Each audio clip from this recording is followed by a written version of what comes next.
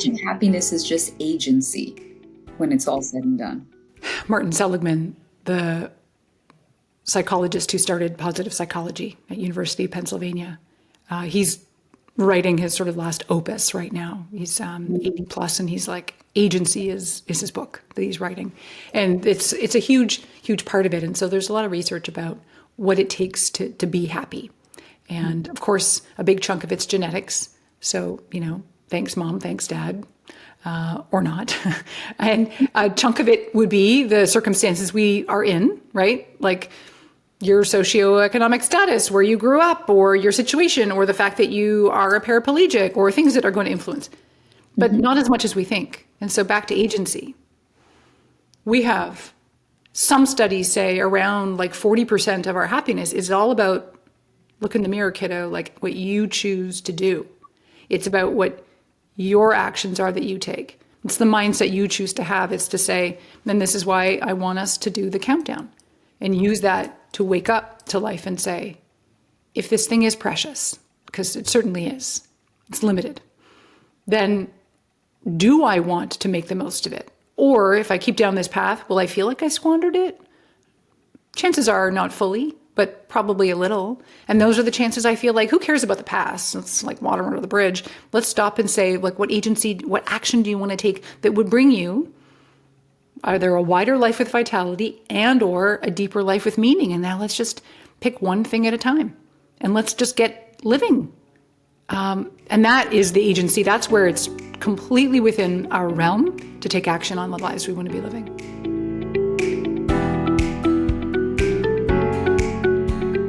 Jodi Wellman, my guest today, is a former corporate executive turned coach. She has a master's in applied positive psychology from UPenn, where she's also an instructor in the master's program and a trainer in the world-renowned Penn Resilience Program. Her latest book, You Only Die Once, is a battle call to wake us up to the concept of memento mori, the beautiful awareness of the fact that we will die, which should help us feel more alive. After her own mother's untimely early death, she awoke to that reality herself and changed the trajectory of her own life. Jodi went from corporate life to the one she leads now.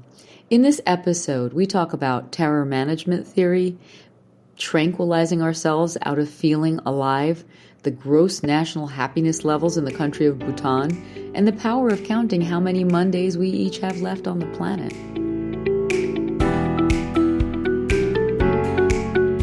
My first question for you is, are you obsessed with death? Oh, I am certifiably obsessed with death and just so darn proud. Because it sounds odd, doesn't it? It does. It does. Yeah. But that's why I want to talk a little bit about how you got there. So there you are. You're working in corporate America. You're minding your own business. You're just making your money, buying your Chardonnays, Sauvignon Blancs, whatever it is, right? You're paying your mortgages. You're worrying about all the things that everybody worries about. Yeah. And I want to understand something about the stapler moment. Oh, I'm happy to retell the stapler story because I'm thinking that you and certainly some others will relate. And so, when you're finding yourself in a situation, so here I was at work and I was doing my thing and my job, and I'd already acknowledged that I was disenchanted. There was no secret. Nobody else knew. Oh, I could fake it very well. Everyone thought I was just absolutely fully engaged. And, but I'd passed my expiry date in my mind of what I wanted to be doing, but I didn't know what to do. So here I was at my desk, doing my work, doing my thing, stapling, two stupid pages together. And the stapler ran into staples. And so, okay, that doesn't happen very often, but fine. I get up and I go to the storeroom, and I get a row of staples, and then I load the stapler. And something occurred to me as I did that. I said, if I'm still here by the time this row of staples runs out, like, I'd better not be. And it was an amazing thing because it felt a little bit like a little motivating jolt, like, well, game on. And so I went back to my desk, and then I promptly did nothing. And then around a year later, I was stapling 2 other stupid pages together for some reason, and then the stapler runs out. And I have to tell you, it felt like a crushing soul demolishing moment of like, I said I was going to be gone by now, and I've done jack shit about it. And then so I said to myself, nope, pick up your chin. And I reloaded the stapler again, and I said, I am not going to be here by the time this next row runs out. And in all honesty, I was. I let another year go by, and I was too scared, and I was, caught into this sort of whirlwind. And you know how you feel stuck because you kind of like your life, right? Like I liked the money and the title and the parking spot, and I liked the things, and I was good at my job, and there was an ego little thing. But I also knew I needed to find something else, but I just didn't know how. And I didn't know where to start. I didn't even know what I wanted. Give us the context. How old are you? Where are you working? Where are you living? In Chicago. And I would have been at that time, around mid-40s. Okay. And feeling pretty successful. Like at that time, I would have been. I mean, you're in your 40s. It's not we're in our 20s and we've got this sense of ennui. Yes. Yeah. No. Right. Right. This is like. I didn't really have too much patience for him. I mean, did that come out? Was that obvious? I could sense it, like the edges of it. Yeah, I get you. But yeah, like when you're sort of settled in your career, or even if you're not, I mean, this is the point where I'm like, how does this relate to anybody else in this world? It's like when you're in a position, literally a position at work or just any situation in life where you have more than a niggling sense that there's more. When you're just downright like, I want something else, but I feel stuck because I don't know what it is or how to go about doing it. It's not really an option to just sit and wait for someone to rescue you. And I was really hopeful. Like I think I believed someone's going to pluck me out of this mid-40s ennui, and someone's going to get me in and maximize my talents and abilities at the next corporation. And no, you kind of got to do it yourself. And so in a way, I'm glad I learned that lesson. It was a long freaking lesson to learn. And this is one of the things that I was thinking when I was looking at your book, which is,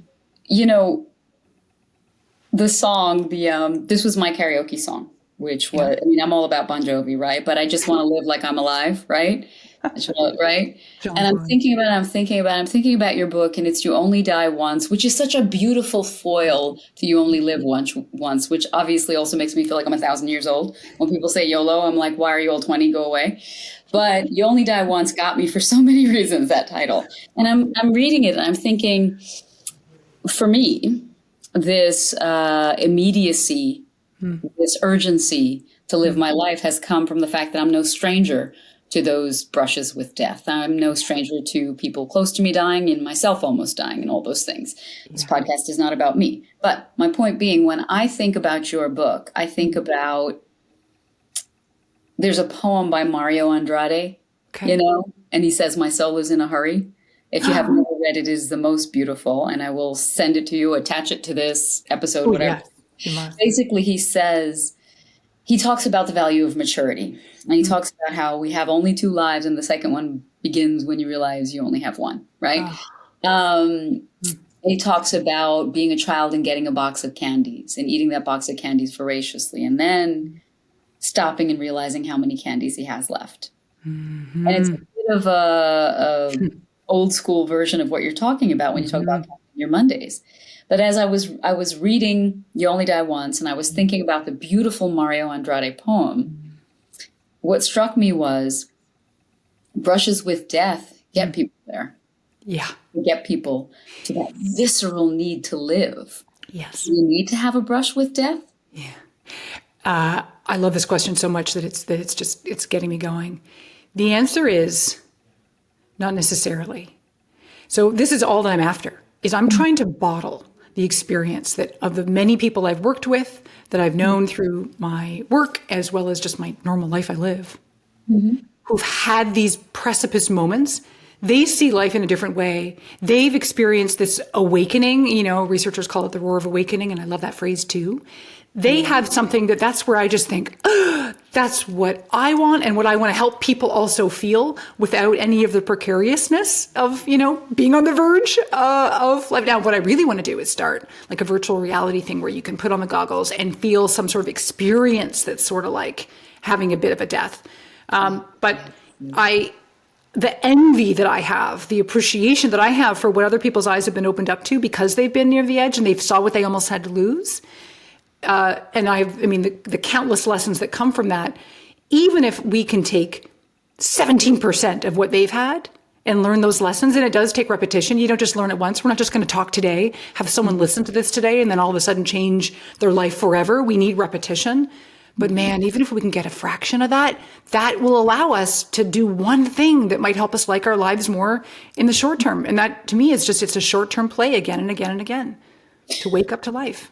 Let's take a step back, right? So we didn't give much context. We just sort of jumped into talking because we've been friends for so long. We spend so much time getting our delight from the external or our delight from the massively out loud, as opposed to our delight from the moments. One thing that your book got me thinking about was this concept of when we think it's enough. If you are like me, I'm Indian, I'm first generation, I was very close to my grandparents. When I think about my great-grandmother's life, my grandmother's mom, she was widowed, young, in a part of India where that was it, with 3 small children. If you were to ask her, I imagine, her soul would say, what do you mean? We did what we did. Yeah. We just kept on keeping on. What do you mean? In my mind, she is legendary, right?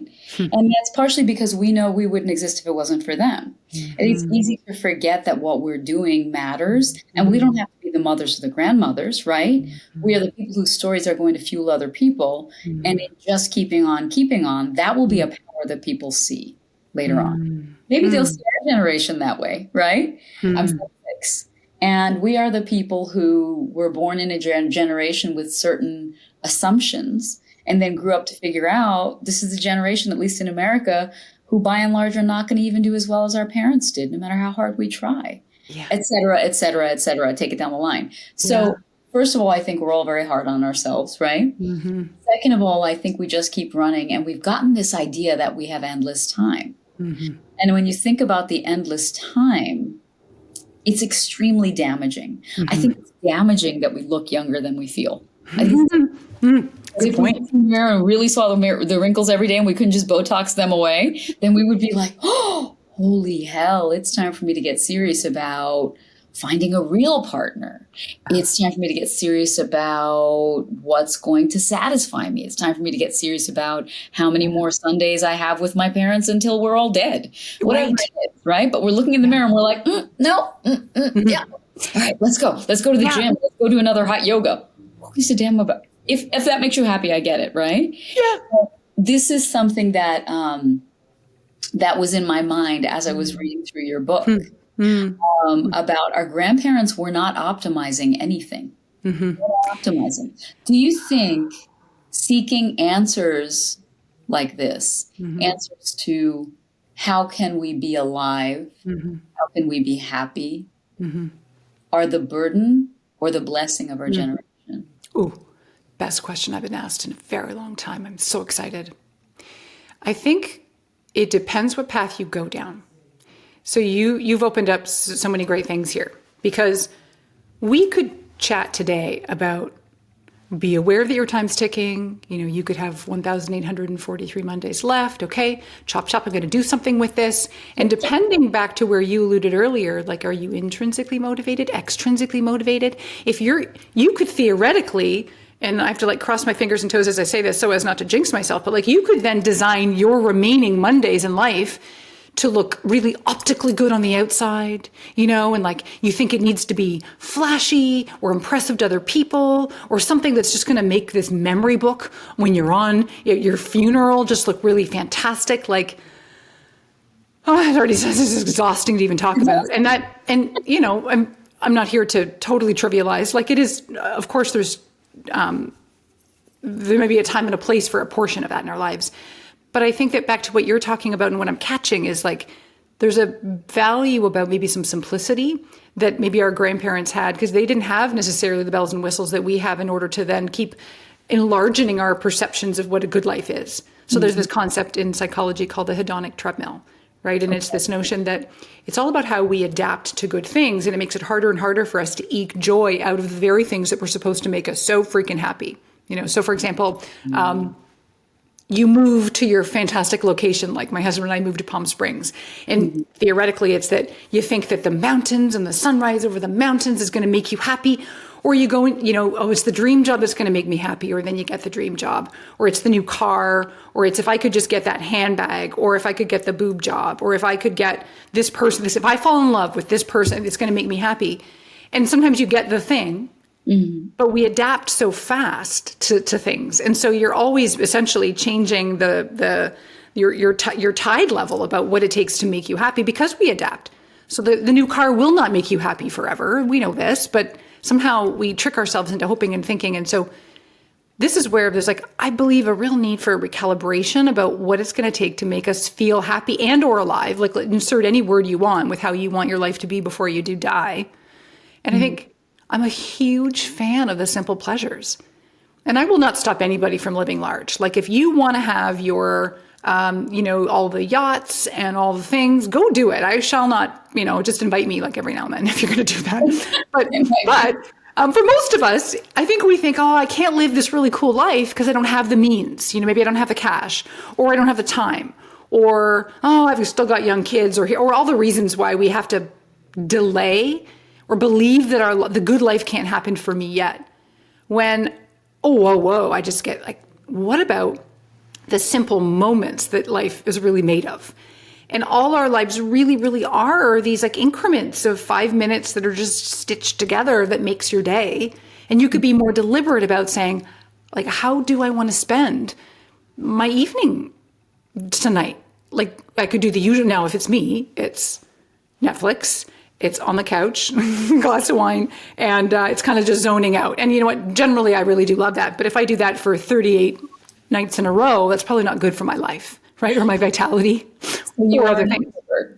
Is that very true? A homebody. Well, yes, and that's a really good example for some of us because it could just be making a choice to say, as much as it takes effort to get up and not do the couch thing and go out and do a nice little happy hour with a friend, even though it might take me more momentum to get up and do it, I never come home regretting that I did it. In fact, I feel more alive that I did it. And so making decisions to say yes and participate in your life in ways that it's easier not to. And those are subtle, like going for happy hour with a friend or making a decision to go and try that restorative yoga class that you're always wondered about, or making a decision to sign up. Maybe I'll sign up for that learn how to sketch class that's 6 weeks long and go and feel like an idiot. And just, if you do that once a week and shake up your Netflix routine, for example, that might be all it takes for you to feel like life is getting lived around here.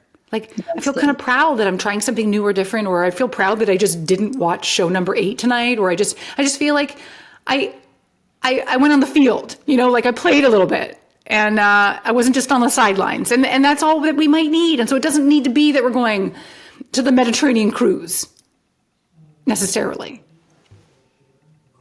You when you describe yourself as a homebody and an introvert, first of all, I think it's really funny because with public speaking and with doing what you do, that's a little bit surprising. But the question that I had was how do you get active about avoiding regret for someone who does this work, who doesn't see themselves as a doer, right? Because there's avoiding regret, which you think of as the big gestures. Go out and do the skydiving now. Why wait until you're 80? Go out and do whatever, right? I'm all for contrast. And frankly, I think I did myself the biggest favor in the world by living in New York City, because you can never appreciate beauty more than when you come back home and there's garbage all over the floor, right? On the streets outside your apartment, right? And you go out and everywhere on earth, every vacation is voluminous and gorgeous. And this is why I don't live in like Santa Barbara or Malibu, right? But that contrast is not enough for most people to feel grateful. And I think my question for you is it enough to feel astonishingly alive, to focus on smaller things? Yeah. I get asked this a lot in workshops because the language I use is astonishingly alive. And I'm setting up the question, if you think about it, right? Like, my life does not ostensibly look astonishing to maybe people from the outside in, some might say. And first of all, I'm like, well, I'm right here with you, honey, because, I'm at home in fleece too. But it's all relative is the answer. So your version, and I want to ask you about this, like what would be, a fantastic example of a great night or weekend or situation that would make, or even a daily thing or something that you fit into your week that makes you feel alive. And it could be the simple stuff like going out and tending to the garden or taking the dog for a walk or doing a stretching thing for 20 minutes. Or it could be, no, I need to be out at a fancy new restaurant trying the really coolest new tasting menu, and there's no right or wrong answer.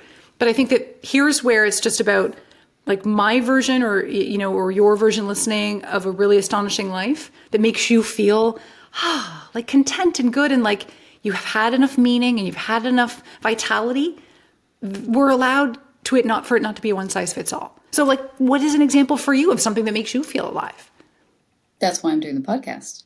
For me, it's always been about feeling engaged by ideas and connected to fascinating people. And that's a theme all the way through when I was in middle school and I was writing a column called Pooh's Views, which went all over Long Island to how many thousand students. And I wrote about God knows what, and I interviewed God knows who. And I was like 15. I don't know what I was talking about. Back then it was condoms in the classroom. I don't know what we were talking about, right? Like this was the big scandal of the time, right? But all through my life, it's been things like this. And I think I've come back to it in middle age because it feels engaging and connected to something much more human, right? One of the things you said early on in the book was that the science doesn't lie, that can really bring us back to life. Yeah. I'm going to talk about the science a little bit. Great. First, let's take a little bit of a step back. So you're working this job. You know that you're not happy. Yeah. You know that it's taking a toll mentally, and you know that it's taking a toll physically on your body and on your stress and on your happiness and on all of it. At what point in there did your mom pass? She had passed away earlier than that, believe it or not. I get my math mixed up, but she was in her late 50s. And so she had a heart attack that had a pacemaker put in, and then that didn't take. So 3 weeks later, she died of another heart attack. And she was not super well to begin with. And so it wasn't completely out of nowhere, but it was not expected. And the striking thing for me in her passing was less about grief, interesting enough, and more about sort of a sense of sadness for her that she had all sorts of dreams and plans and all these things she wanted to do in life, and she just never did. It was her regrets that put the spotlight on me, because I could see quite clearly, oh God, like if I continue down this path, I will also die with drawers full of dreams that I did zilcho about. And that was one of the most horrifying things for me, because I am inherently a believer in like, take action, do. And I can coach other people to do it, and yet I'm allowed to be scaredy cat myself, right? That's probably what makes you a good coach, a relatable coach, because nobody wants a coach who's like, this is what I say all the time. If I ever had like not that I would because I'm too lazy, but if I had like a physical performance coach who was like, you can do it, I'd be like, I know, you do it. Don't yell at me. Like, you're not helping. I'm just going to sit down and eat a sandwich right in front of you. Like you're not going to make me do anything. But the idea that it's hard for you is obviously going to make it better. And the phrase that I held on to when you described your mother and cleaning out her apartment was the variety pack of dormant intentions. Oh, yeah. And it just makes me think about the other thing about this podcast, which is I decided against it, but originally I thought I'm always going to keep a glass of wine right here on the side. And I'm going to ask any guest to keep a glass of wine on the side, because there will be a moment where there's reason to toast. And I wish we could toast to your mom, because what a beautiful concept that she had manuscripts she never sent in and her baby girl's book. Yes. Yeah. And the list goes on. In fact, I should really write more about it one day. And it was profound because the emotions are really grotesque. Like my least favorite emotion, I guess, is pity. And I hate saying this. I feel like I'm disparaging her, but I think it's also important to leverage it. And it's to say, like, So sad. She Yeah. was talented, creative, and in addition to just being loving and all the other things, but my gosh. And so that's where I get my heart beats fast, is that self fear of, oh, we got the chicken shits. Like I'm afraid to launch something, and it's that, yeah, do it anyway. And she'd want it for you, right? She'd want it for you. You said something earlier that really grabs me, maybe the most. It's this idea that we think we'll have time later. And whether we rationally do or don't, I mean, we all understand, obviously, that we have a deadline and it, it could be tonight. Odds are. Could be tonight.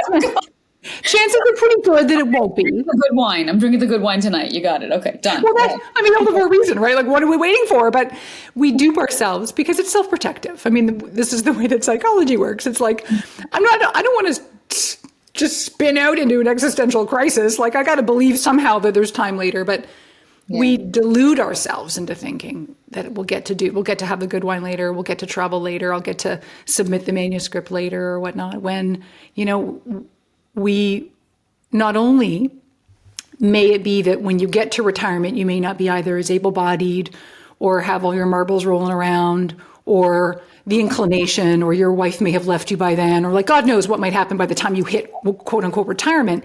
And I feel very strongly about those years, but I'm also more selfish about these years. Like, honey bunny, what are you doing deferring your existence till a later that is fun to look forward to? Sure. But what about this year? Like, what about this month? And again, it doesn't mean that you have to go jet setting. Don't not do that if you can. But it also could mean, like, are you sitting and making it special? Are you trying a new recipe? Are you registering for that online course that might make you feel kind of interested again? Are you rekindling a hobby? Are you going and visiting your college roommate? Because gosh darn it, we keep saying we're going to do it. Well, when are we going to do it? We're not getting any younger. And believe me, I could go on and on and on with examples, but we all have lives to live. So we're talking about living, and we're talking about the fear of dying, and we're talking about happiness. Those are the things that we're talking about. So many pieces to go into. How much of happiness is just agency when it's all said and done? Yeah. It's funny. Martin Seligman, the psychologist who started positive psychology at University of Pennsylvania, he's writing his sort of last opus right now. He's 80 plus, and he's like, agency is his book that he's writing. And it's a huge part of it. And so there's a lot of research about what it takes to be happy. And of course, a big chunk of it's genetics. So, thanks mom, thanks dad, or not. And a chunk of it would be the circumstances we are in, right? Like your socioeconomic status, where you grew up, or your situation, or the fact that you are a paraplegic, or things that are going to influence, but not as much as we think. And so back to agency. We have some studies say around like 40% of our happiness is all about, look in the mirror, kiddo, like what you choose to do. It's about what your actions are that you take. It's the mindset you choose to have. It's to say, and this is why I want us to do the countdown and use that to wake up to life and say, if this thing is precious, because it certainly is, it's limited, then do I want to make the most of it? Or if I keep down this path, will I feel like I squandered it? Chances are not fully, but probably a little. And those are the chances I feel like, who cares about the past? It's like water under the bridge. Let's stop and say, like, what action do you want to take that would bring you either a wider life with vitality and or a deeper life with meaning? And now let's just pick one thing at a time and let's just get living. And that is the agency. That's where it's completely within our realm to take action on the lives we want to be living. And you talk about putting 200 staples in the stapler and saying, by the time these 200 staples are done, I won't be working here. And then another 200 staples in the stapler. I can look back on my former marriage and the moments, so many nights sitting in the bathtub thinking, when is it going to change? When is it going to change? But feeling powerless to change it until I did. Is there science behind the moment when, without any tragedy, people are able to finally change their lives? Ooh. Bits and pieces. And so I'm just going to cherry pick the ones that stick out to me. There are things in psychology, well, there are inciting events that might happen. For some people, it's sort of like, I would call it like the death of 1,000 pinpricks, but sometimes some people need a longer term situation to have like a bit of a threshold break. Some people have a different kind of ability to say, no, I'm going to turn on a dime. And they may be more impulsive characters. But where I relate this to some research I've seen is around this idea, they're called boundary situations. So some psychology experts, well, different kinds of psychology will say there are moments in life, situations they're called, psychologists believe we just move from one situation to the next in life. And some of these situations cause us to face the inevitable in different ways. So boundary situations open our eyes up to literally the boundaries of our lives. And for many of us, it could be a big birthday. Like when we're turning a new decade, like a birthday with a 0 or a birthday with a 5, they can still be profound. But birthdays with zeros, whoo, those are things that make us go, oh, no. Like I could have had a crap marriage in my 30s, but when I turn 40, this is the end of this. So it's almost like that fresh start effect that makes you say no more. Another boundary situation, like if someone leaves you, or if you actually, let's say you do leave a relationship, that might crack open the egg for you to be like, well, hey, I might as well just do a whole bunch of things different. Same things about if you lose a job, if you get sick, or if you go into remission, kids leave the house, like key moments in life that really cause us to go, well, for some people, it's even as subtle as now my eyesight, like for many people, it's like, I need to wear readers or gray hair or the wrinkling thing you mentioned earlier, like these moments that cause us to see something as existentially threatened in a way, those sometimes are the things that cause us to go, oh, I will not wait anymore. And it's exactly that epiphany that might happen. And I'm always interested, like, I think we can engineer epiphanies. I don't want to wait until my next decade, thanks. I don't want you to wait until some big event happens to you that, again, is very powerless and passive. We don't have time to wait for something to happen to us. We need to grab the reins. And that's why I'm saying, let's make one of these boundary situations happen. Let's count how much time we have left and say, what would I regret if, something did happen tonight? And how can I make something happen today? And if not today, I'll give you till tomorrow. And it also involves redefining what makes something happen means, right? Maybe something doesn't mean I have to make partner. If that's the thing that makes you happy, fine. But maybe what it means is something else. Yes. Because basically, it's like we're saying that in order to spark real change in your life, you need to brush with death.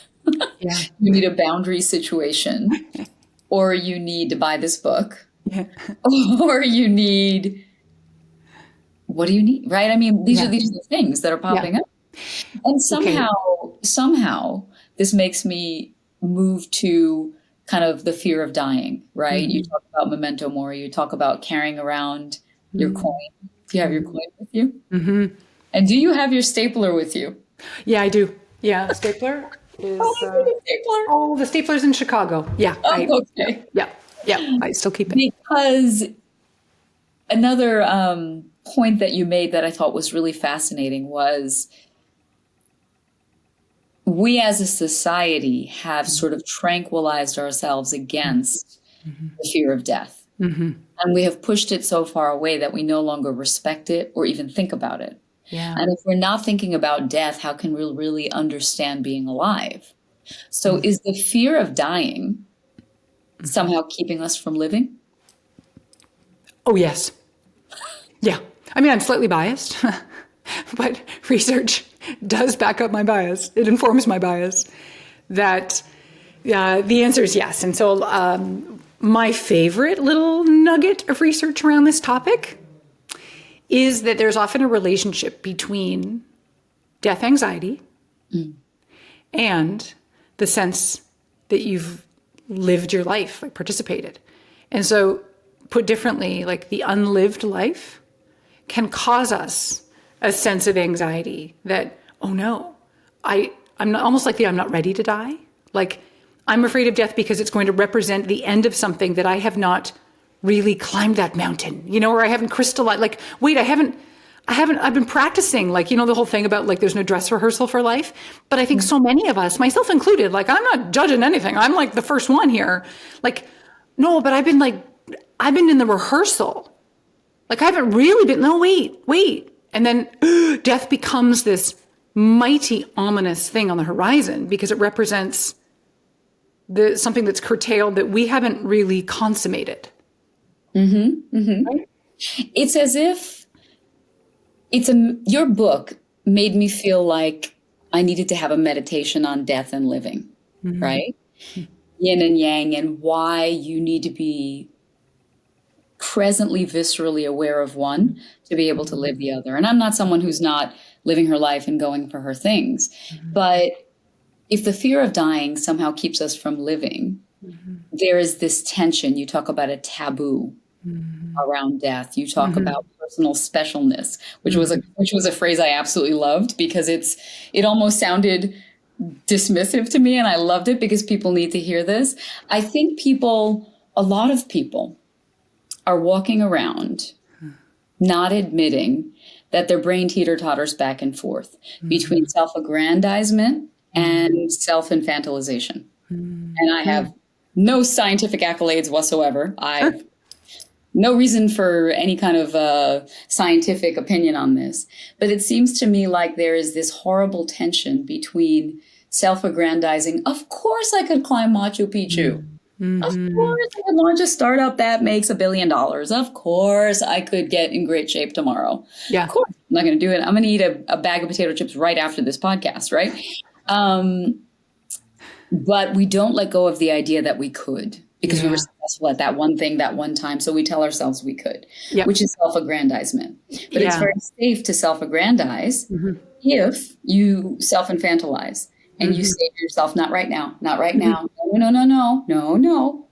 Right now, you make enough money. Right now, you need to take care of your retirement. Right now, you're doing the right thing. Stay within the lines. But you get to know yourself better than the rest of the world. You get to know that Poonam could really be Celine Dion if she wanted. I'm just picking something, right? You get to know that you're actually that good and nobody else knows because they've just never heard you in the shower. Yeah. But you get to hold on to that idea. And so if you start thinking about death, it will completely burst that bubble. That wonderful, delicate balance between self-aggrandizement and self-infantilization that keeps us all going until we're on our deathbed saying, man, I really should have hit on that guy. Or yes. Yeah. I love that quote on the deathbed, by the way. I think I'm going to use that. I really should have hit on that guy. I'm going to use that. And I love the point you're making because I think it goes, it's deeper and more relatable for so many of us, even though we don't want to relate to this. But, it's a simpler point to say we're busy and we're deferring life till later just because, we're so caught up in our stuff. And the answer is yes, but there's so much more to it because it does run deep and it does have to do with our psyche. And then I think it all runs back to fear. It's that I think that so many of us are yearning for something. And it's like me when I was in my sort of job that I wanted out of, but I felt trapped. It's that I wanted it, but I didn't know how to go and get it. Or so for people that say, I want to get out there and try something, but maybe it's risky. Maybe it's risky to go out and learn how to get back into playing basketball because maybe you won't be you'll be rejected or you won't be good, right? And we don't want to handle, our egos can't handle that feeling. Or maybe it's that I would love to get out there and do it, but this might represent a change for me that I don't know how I could handle that. If I do make waves and want to change the relationship, what is that going to mean? And so there's an aftermath. There's an impact of every decision we make. And I think that is what keeps us sort of nestled, sort of seemingly secure in that comfort zone, which we all know is super ironic because at some point the comfort zone just like snuffs the life out of us because it's so freaking smothery.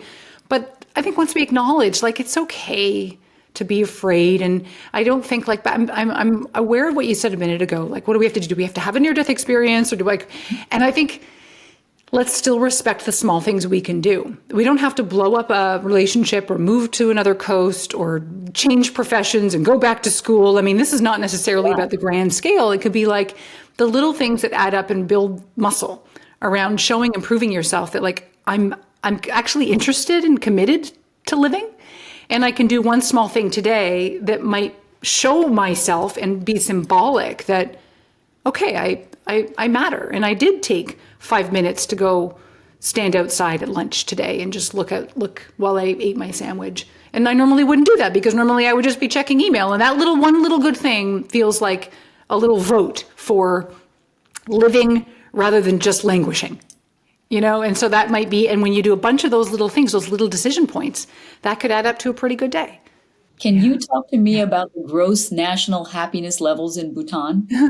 Yeah, the happiest country.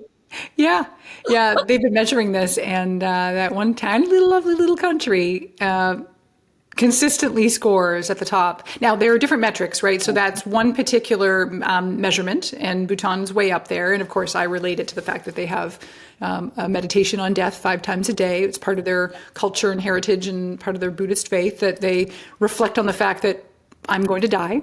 And so, hallelujah. And 5 times, it's part of the routine, the way of living. How do we do that? Can we do that right now? You can. How do we do that? Well, let me tell you a couple ways. There's an app called WeCroak. It's $1.99 a month. Very reasonable. And at random times a day, 5 times a day, it'll pop up and remind you, remember, you're going to die. And I like the look on your face. You get used to it, which is the funny thing, again, back to the hedonic treadmill, but like we adapt to everything. And so at some point you're just like, yeah, no, I know. And you move on, but you haven't really used it, So what I do is I stop and start the app, some months on, some months off. I have a visual. I'm sorry, I have to interrupt you because my visual is it's like a Tuesday afternoon. Mm-hmm. And I'm walking down the street and I'm looking for lunch. Mm-hmm. And then I'm about to walk into a Just Salad and I'm telling myself I'm going to be good. And then the phone croaks and the hand comes out and it just slaps me in the head and says, dummy, you could die at any minute. And then I go right across the street and I get myself a big old sandwich. And I'm just like, nom, nom, nom. Well, I like how you're actually highlighting that the motivation can be, there's a push or a pull here, right? So the whole point of this memento mori discussion, like remembering we must die, because that's the Latin phrase for it. And this idea, the discussion is not to be like, well, we might as well throw in the towel and just like, let's pull out the wine at 9 a.m, which sounds like a great day, and the fries and the everything. Because I think most of us, you just designed my dinner. Yeah, you just did right there. How about like a little bit of truffle and Parmesan, and then then it's a good night. Truffle oil on it. Yeah, I mean, I'm not an animal. Yeah. So, we know how to make life worth living here. So, for most people, we're not talking about something as shocking as like, there is a nuclear bomb being detonated this week. Well, of course, we're all going to go for the fries. Like, Just Salad is going to lose their shirt in that 1 week, right? Although I really do like some of their salads. But it is about, most of us are able to do that calibration and be like, yeah, that's right. Okay, this is a nudge. Or yeah, that's right, in the grand scheme of things. And so you get used to the 5 reminders. But yeah, that would be back to lovely Bhutan. Daily meditations. Yeah. I love that whole concept. And then the other concept that you were talking about, because I'm very interested in the science. Yeah. I could talk to you all day about this theoretically and in my own personal life, but I've gone through my own ups and downs that have brought me to my very crystal awareness that I'm 46 going on 47. My parents are about to have their 50th anniversary party this weekend. They don't know. It's a surprise party. And it's all going so fast. I was looking through old pictures. I, of course, was sneaking through their house and looking for old pictures that I was going to steal and have blown up for the party. And I'm looking at photographs of childhood trips to Mexico. I'm looking at photographs of my grandmothers, and I'm thinking about what we want to blow up for the party. And it's so painfully clear to me that my children are the age now that I was in those pictures, and that was yesterday. It was 5.5 minutes ago. Yes. My 25-year college reunion is in May. Yep. The immediacy and urgency of life has never been lost on me, but partially things that I've been through. And so I've never been afraid of being aware of my mortality, Yeah. even before these things. But you talk about terror management theory. Yeah. I want to understand what this is. Yeah, it's the guiding theory in death studies around how we handle it in our little old brains when we're faced with, it's called mortality salience, like when we are reminded of the fact that we're going to die. And What's an example? Is this when the cab kind of cuts you off on the corner? Is this when a friend gets cancer? yeah, both of those are great examples. I mean, they're both terrible, but really effective examples. And yeah, so that's like, New York, so these are the ones I've got. like daily. That could happen. It could be, so you could have abstract reminders, right? Where you read about a death of somebody in the paper, or you are watching a movie. And there's obviously, I mean, in every movie now, there's violence and death, and we're kind of desensitized to it, but not as much as we think. Or we see a When you funeral. go in for a skin consult, like I did recently, and I'm like, well, could I get a little work done? I was just only thinking about my forehead, and she gives you a list of 18 things she wants to do to your face. Is that one of them? Yeah, that's exactly it. And I'm going to use that as an example of how we handle it. So what goes on for us psychologically is that we have a reminder of death. Usually they're abstract because we're not often having like real conversations like this. This is a very concrete discussion, okay? And there's a difference because the abstract stuff that we're just surrounded with in our days activates something for us where we're uncomfortable with this reminder that we are in fact temporary. And so it ignites in us this desire to align to whatever worldview we believe in. And we don't do this consciously because it's like, well, why would I do that? So let's just say you have a little reminder. You want to feel in some way, it's called like symbolic immortality. You want to feel somehow like I'm a part of something that matters, that may live beyond me. So it might mean that you really double down on whatever religious belief you have, or a political belief you believe in. Or it could be even your alma mater. It could be your community program, something where it's like, I'm a part of this group and we have shared values and this is my belief and I'm anchored in it. And for some reason, it gives us a sense of security that goes on deep in the brain. We're not even conscious to it, right? And in order to have that work, we want to boost our self-esteem.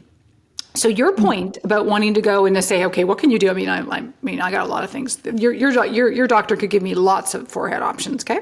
I asked for one. She gave me 7. I was like, that's inappropriate. That is inappropriate. No.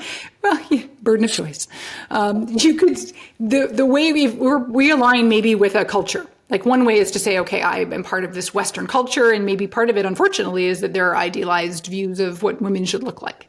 Well, then in order to feel secure and less stressed out about the fact that we're going to die, that causes us to say, how can I somehow sort of become a better version of the person living in up to these beauty standards? It might make us go and get stuff done to our faces and fix our hair and our nails and our teeth and all the things.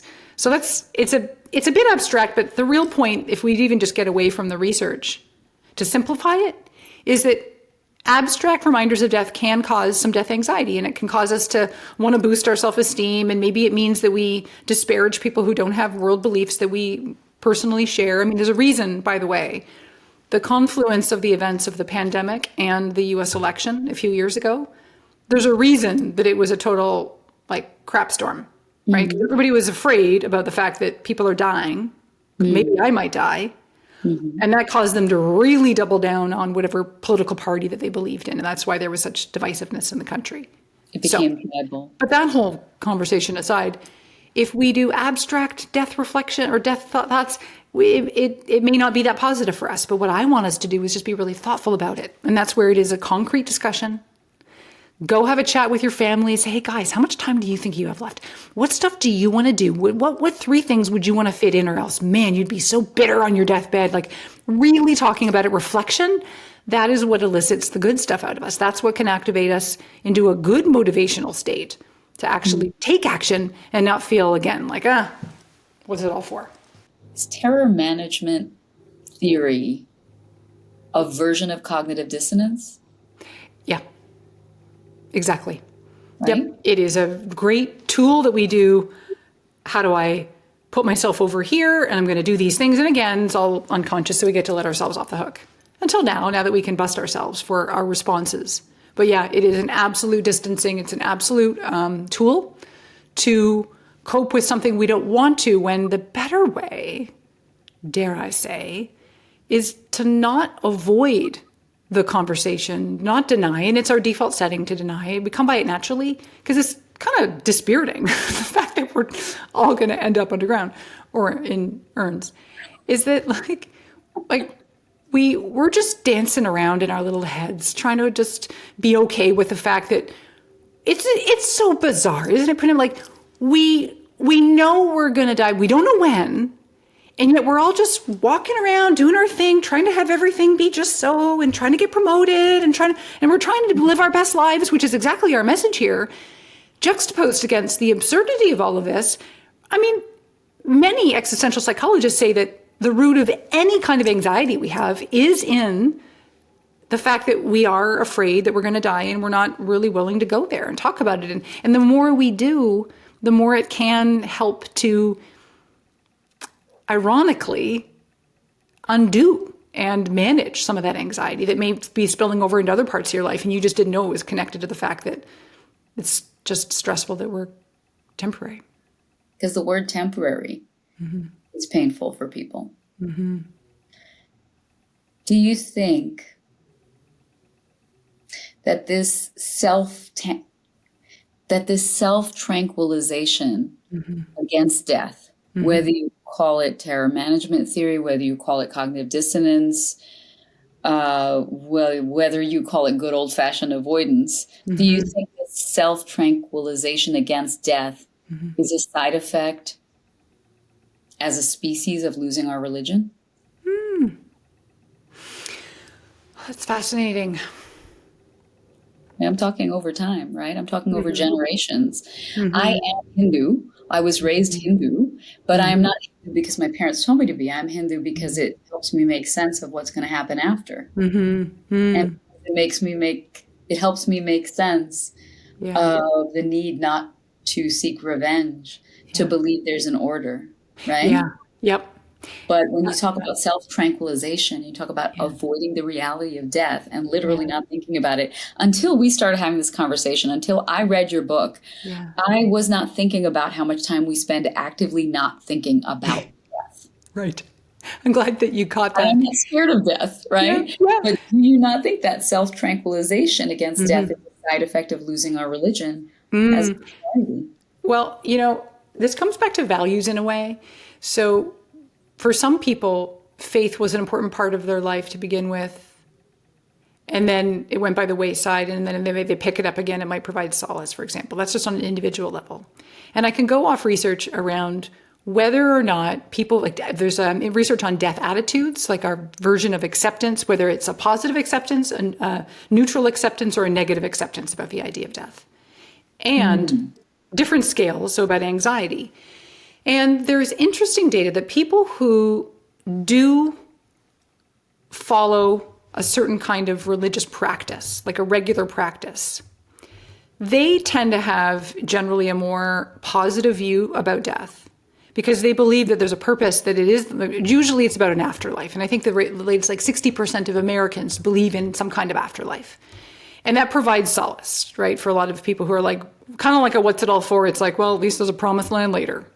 So that can provide some comfort. But where there's interesting research that's just kind of baffled me, but in a good way, is that sometimes the anxiety level does not get assuaged by religion, because some people actually feel more fear that the life I'm living, I'm not going to qualify to get into that afterlife. Like I abide by this religion, but I actually think I'm going to burn in the flaming embers of hell. And so that the death for them is like the day of reckoning that ain't going to be good. And so that may actually cause more death anxiety for those people. So the sinners are not necessarily feeling good about having a religion. So maybe it's easier to be faithless. That does make sense. As a big old Hindu, I'm not worried about it, because the worst thing that happens to us is we come back and we're just less attractive. Well, then there you have it. Yeah. And so I think that it does prove to be protective for many. And then, we could just get into this idea about like the relationship about the life you're living. And there is a lot of research out there around how the sense of community that's created and being a part of a faith system creates a more well-being for you while you are still here. And again, can that help to move the needle on whether or not you feel uncomfortable about death? Maybe, maybe not. And or just helping you, again, live that livelier life. And I say lively, and, I don't mean like we're always going to the carnival. I don't mean that. Just like the life you want to live that is, maybe a bit social with people that, and maybe with a prayer service or whatever you do, that might get you feeling like I had more meaning in my life and I had some fun along the way. We're good. Yeah. Yeah. What is the story that you need to stop telling yourself? I want to ask you that question. I also want to know, aside from yourself, when it comes to the things that are holding us back from being astonishingly alive, for someone who hasn't yet read your book, which they will and they should, what is the story most people need to stop telling themselves? Oh, wow. But you first. Okay. For me, it would be to stop caring about what other people think. And I know that it's just, it's a fear of action and, the fear of judgment. And I find that it will stop me in the smallest ways, like a decision to put myself out there to branch out for something I think might be a great idea for my business. When I think, oh, they don't want to hear from me, or, oh, I don't want to bother them, or, those are things, because I fundamentally believe anything's possible. And if you knock on someone's door, you can make something happen. Not every time, but a lot of the times, I'm a Canadian, so I have to quote Wayne Gretzky, you miss 100% of the shots you never take. So if you're not taking many shots, you're not going to score too many goals. So there you go. So it would be about who cares about the judgment, which, as we all know, like most people aren't even really noticing or caring. Like I understand it rationally. This is the weird thing. This is why our fears are really so insidious, is because we can rationalize out of it, but we just feel a little bit anchored. So for me, it's doing it anyway. My motto is don't think, just do. Because I will think myself out of something and be a real scaredy cat. And I just need to be like, just go do it. Make the call or send the email. And that's why I think you obviously are a tremendous coach, because it's very real and it's very relatable. The idea that I have zero doubt you can do it. I have zero doubt that it should be done. I have zero doubt intellectually that I could do it. But I keep telling myself, or you keep telling yourself, the story that it matters what someone else thinks. Yeah. You keep telling yourself that story. It's a horrible story and we have to stop. But I'm one of the voices in the chorus here saying, I want you to do all the things, right? What's the story that people need to stop telling themselves? I think it's a really, it's a summary, I think, of our chat, which is, you don't have all the time. Like, what are you waiting for? Because the story is, I'll get to do it later. Yeah. As I say, like tomorrow is a premise, not a promise. Just do it now. Not even if, especially if it feels uncomfortable. Because that's when we usually feel the most proud of ourselves, right? Is when we did the thing that was so freaking scary. And I can honestly say this. I'm going right now, I'm scanning my brain for fact checking, and it comes out clean. Okay. It is that of all the people I've ever worked with or known or myself, and you tell me otherwise, we don't regret the thing we did. Really, even if it didn't go well, but we can usually rationalize afterwards. Well, that thing didn't work, but it led me to that thing. So that was okay. We regret the thing we didn't do, so just do the thing. Screw up a bit. That's part of the joy of it all, because then it makes the other good things even better. But not doing it, getting to the end and feeling like it coulda, shoulda, woulda. Oh, that's my mom. Oh. And now I wish we had wine so we could toast to her.